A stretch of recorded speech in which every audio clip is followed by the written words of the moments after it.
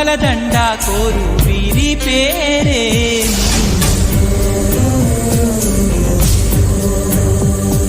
ఇది మనుషులు ఆడే ఆట అనుకుంటారే అంతా, ఆ దేవుడు ఆడే ఆట అని తెలిసేదెప్పుడంట.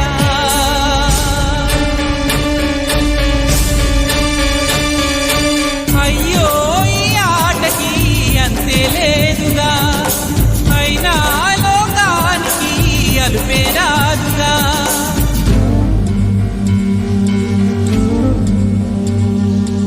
వీరి వీరి గుమ్మడి పండు